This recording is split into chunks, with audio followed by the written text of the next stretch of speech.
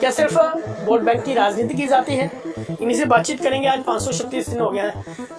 किस तरह देखते हैं 5 राज्यों के चुनाव भी हुए, अब कल से इलेक्शन भी आ गई है, जम्मू कश्मीर में जल्द से जल्द चुनाव। विकास जी देखिए, हमें 536 दिन बैठे हुए, इस दौरान कई राज्यों के चुनाव हुए और हमारी एजिटेशन जो है ये आज की नहीं है। पिछले 28 साल से डेली विजन अपने हक मान सम्मान के लिए लड़ रहा है और जायज़ हक के लिए लड़ रहा है, अपने बच्चों की रोजी रोटी के लिए, उनकी एजुकेशन के लिए और बूढ़े माँ बाप की मेडिसिन के लिए हमारी ये लड़ाई है।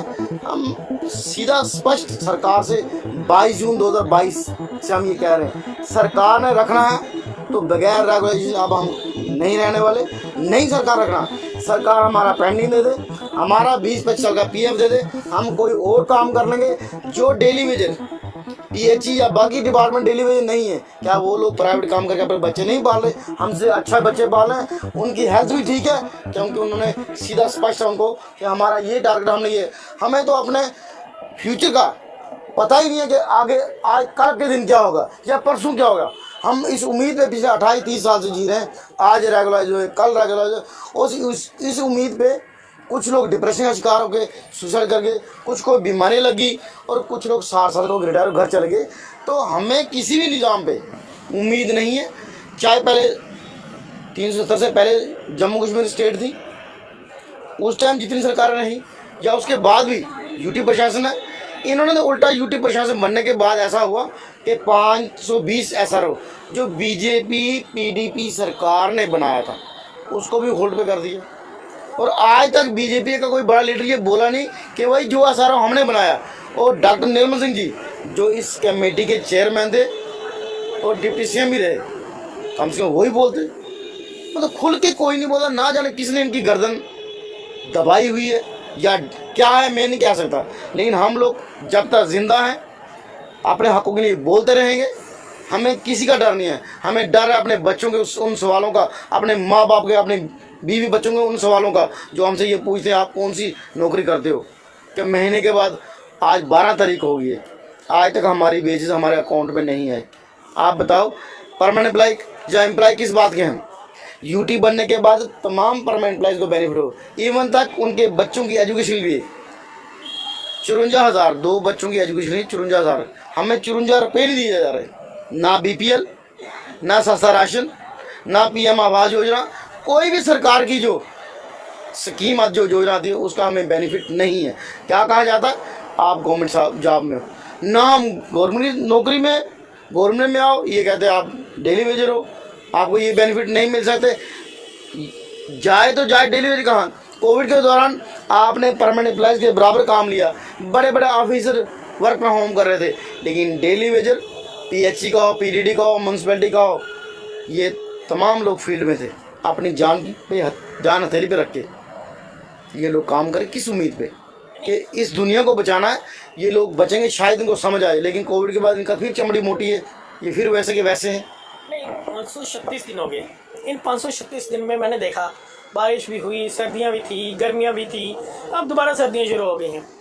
विकास जी 5 दिन हुए, हमें 28 साल हो। 28 साल तो मैं मान रहा हूँ, लेकिन कंटिन्यू जो आपकी अभी स्ट्राइक चल रही है ये 536 दिन। इन 536 दिनों में बड़े बड़े धरने प्रदर्शन भी देखे, क्या निष्कर्ष क्या निकल के सामने आता है? देखिए, एम्प्लॉय जब तक गवर्नमेंट सर्विस रहता है, मान लो हम गवर्नमेंट एम्प्लॉय जब 60 साल तक हम यहाँ रहे, और जो लोग रिटायर होकर चले भी गए आज वो भी कोई पीएफ के लड़ रहा है, क्योंकि सरकार से ही मांगना है, सरकार से ही लेना है। और हमारे पास एक यही हथियार है, प्रोटेस्ट प्रोग्राम कर रहा। और आने वाले दिनों में, जैसे हमने पिछले हफ्ते कोर ग्रुप में मीटिंग की, तमाम डिस्ट्रिक्ट डिवीजन को हमने कह दिया जो आपने प्रोटेस्ट डिले किए थे आप दोबारा से उठ जाइए, तैयारी कीजिए।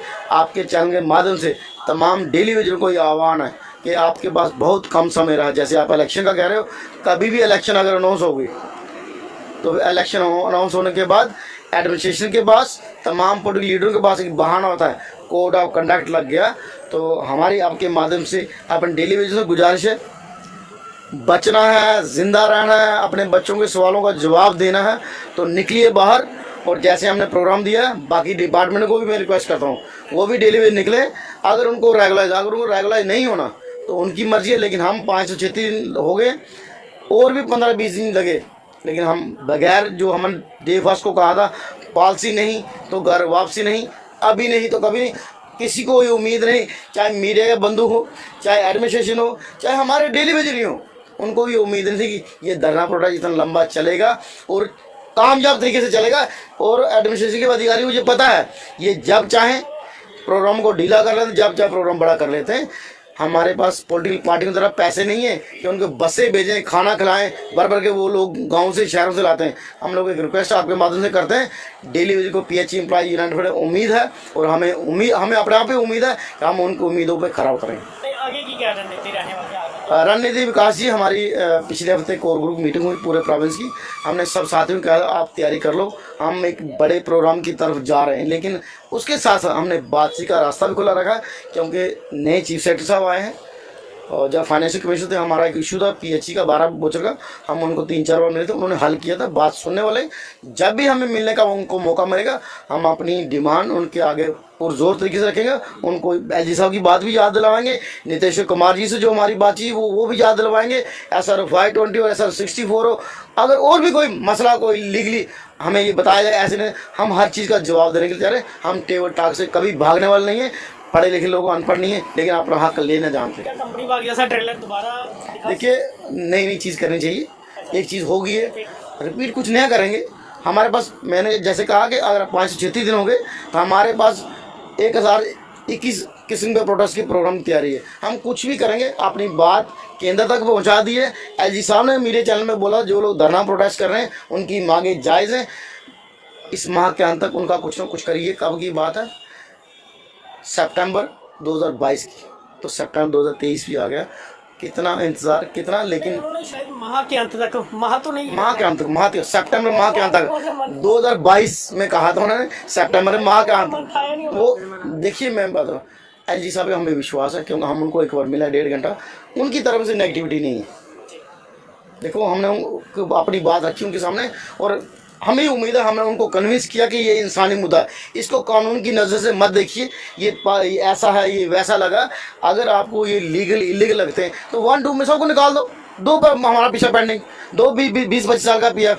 सरकार को पता है कि इनको निकालेंगे, वो नुकसान है हमें, क्यों हमारे जैसे सस्ती लेबर नहीं मिलती कहीं भी। आज जल जीवन मिशन शुरू हुआ है, वो कौन चलाएगा? जो पुरानी स्कीम है कौन चला रहा है?